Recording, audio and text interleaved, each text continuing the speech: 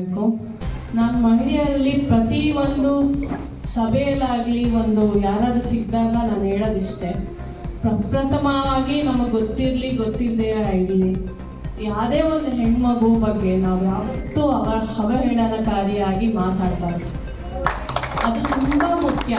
ಆಗಲೇ ಒಂದು ಹೆಣ್ಣಿಗೆ ಹೆಣ್ಣು ಕೊಡುವಂಥ ಒಂದು ಗೌರವ ಅದು. ಯಾಕೆಂದರೆ ನಮಗೆ ಗೊತ್ತಿರಲ್ಲ, ಅಂತೆಗಂತೆಗಳನ್ನ ಕೇಳ್ತೀವಿ, ಆದರೆ ಅಂತೆಗಂತೆಗಳನ್ನ ಕೇಳಿ ನಾವು ಮಾತಾಡಬಾರ್ದು. ಆದರೂ ಏನೇ ಒಂದು ಹೆಚ್ಚು ಕಮ್ಮಿ ಆಗಿದ್ರೂ ನಮ್ಮ ಹತ್ರ ಅವ್ರ ಹತ್ರ ನಮಗೆ ಒಂದು ಸಂಬಂಧ ಆಗಲಿ ಗೆಳೆತನ ಆಗಲಿ ಸರಿ ಹೋಗಿಲ್ಲ ಅಂದ್ರೂ ಕೂಡ ನಾವು ಮಾತಾಡಬಾರ್ದು. ಆವಾಗ ಹೆಣ್ಣಿಗೂ ಒಂದು ಹೆಣ್ಣುತನಕ್ಕೆ ಕೊಡುವಂಥ ಗೌರವ. ಹಾಗೆ ನಮ್ಮ ಅಜ್ಜಿ ಯಾವಾಗಲೂ ಒಂದು ಮಾತು ಹೇಳೋರು, ಪ್ರತಿಯೊಂದು ಹೆಣ್ಣು ಸುಂದರವಾಗಿರ್ತಾರಂತೆ, ಪ್ರತಿಯೊಂದು ಹೆಣ್ಣು ಸುಂದರಿನೂ. ಯಾಕೆಂದರೆ ಆಕೆ ಪ್ರಕೃತಿಯಲ್ಲಿ ಮರುಭೂಮಿ ಕೂಡ ಸುಂದರವಾಗಿರುತ್ತೆ, ಯಾವುದು ವಿಕಾರವಾಗಿಲ್ಲ. ಹಾಗೆ ಪ್ರತಿಯೊಂದು ಹೆಣ್ಮಕ್ಳು ರೂಪವಂತರಾಗಿದ್ದೀರಾ, ರೂಪಕ್ಕೆ ತಕ್ಕ ಗುಣಕ್ಕೆ ತಕ್ಕ ಬುದ್ಧಿಗೆ ತಕ್ಕ ವಿದ್ಯೆಗೆ ತಕ್ಕ ನಡತೆಗೆ ತಕ್ಕ ಮಾತಿರಲಿ ಅಂತ ಕೇಳ್ಕೊಳ್ತಾ ಇದ್ದೀನಿ. ಜೊತೆಗೆ ಇವತ್ತು ನಮ್ಮ ಕೋಲಾರ ಜಿಲ್ಲೆಯ ಸಾಧಕರಾದ ಉಷಾ ಮೇಡಮ್ ಅವರು ಈ ಹಳೆ ಕಾಲದಲ್ಲಿ ಮಠಗಳಲ್ಲಿ ವಿದ್ಯಾಭ್ಯಾಸ ಮಾಡಿಸ್ತಾ ಇದ್ರು. ಅವರಿಗೆ ಊಟ ಕೊಟ್ಟು ಜೊತೆಗೆ ವಿದ್ಯೆ ಕೂಡ ಹೇಳ್ಕೊಡ್ತಾ ಇದ್ರು. ಅಂತ ಒಂದು ಕಾರ್ಯಗಳನ್ನು ಮಾಡ್ತಾ ಇದ್ದಾರೆ. ತಮಗೆ ಒಳ್ಳೇದಾಗಲಿ, ಇನ್ನೂ ಉನ್ನತವಾದ ಒಂದು ಬ್ರೈಟ್ ಫ್ಯೂಚರ್ ಸಿಗಲಿ ಅಂತ ಕೇಳ್ಕೊಡ್ತಾ ಇದ್ದೀನಿ. ಹಾಗೆ ನಮ್ಮ ಡಾಕ್ಟರ್ ರಾಧಿಕಾ ಅವರು ತುಂಬ ಒಂದು ಹೇಳೋದು ತುಂಬ ಸರಿ. ಹೇಗೆ ನಮಗೊಂದು ಬಿಲ್ಡಿಂಗ್ ಕಟ್ಟೋದಕ್ಕೆ ಪಾಯ ತುಂಬ ಸ್ಟ್ರಾಂಗ್ ಆಗಿರಬೇಕು, ನಾವು ಹೆಣ್ಮಕ್ಳು ಏನೇ ಸಾಧನೆ ಮಾಡಬೇಕು ಅಂತಂದ್ರೂ ನಮ್ಮ ಆರೋಗ್ಯ ತುಂಬ ಮುಖ್ಯ.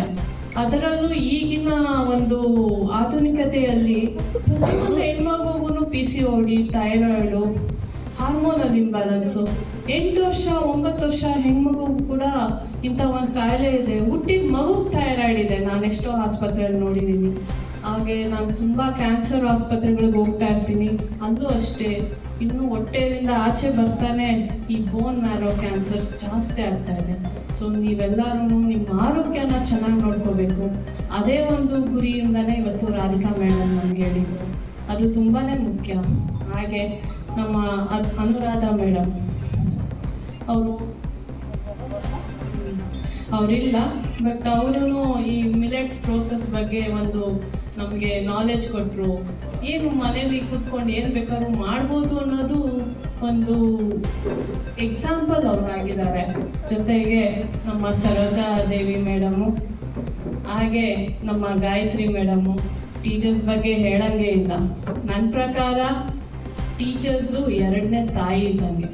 ನನ್ನ ಜೀವನದಲ್ಲಿ ನಾನೇನೇ ಸಾಧನೆ ಮಾಡಿದ್ದೀನಿ ಅಂದ್ರೇನು ಪ್ರಪ್ರಥಮವಾಗಿ ನಮ್ಮ ತಾಯಿಗೆ ಅರ್ಪಿಸಿದ್ರೆ ನಾನು 2ನೇದು ನನ್ನ ಟೀಚರ್ಸ್ಗೆ ನಾನು ಗೌರವ. ನಾನು ಇವತ್ತಿನವರೆಗೂ ನಾನು ಓದಲ್ಲಾಗಲಿ, ನಾನು ಮಾತಾಡೋ ಇಂಗ್ಲೀಷಲ್ಲಾಗಲಿ ಒಂದು ತಪ್ಪಿಲ್ಲ ಅಂತಂದರೆ ಅದು ನಮ್ಮ ಟೀಚರ್ಸೇ. ಆಫ್ಟರ್ ಕ್ಲಾಸ್ ಟೀಚರ್ ಕೂಡಿಸ್ಕೊಂಡು ನನ್ನ ಕೈಲಿ ನ್ಯೂಸ್ ಪೇಪರ್ಸ್ ಓದಿಸ್ತಾ ಇದ್ರು. ಅಂಥ ಒಳ್ಳೆ ಟೀಚರ್ಸ್ನ ನಾನು ಪಡೆದಿದ್ದೀನಿ ಜೀವನದಲ್ಲಿ.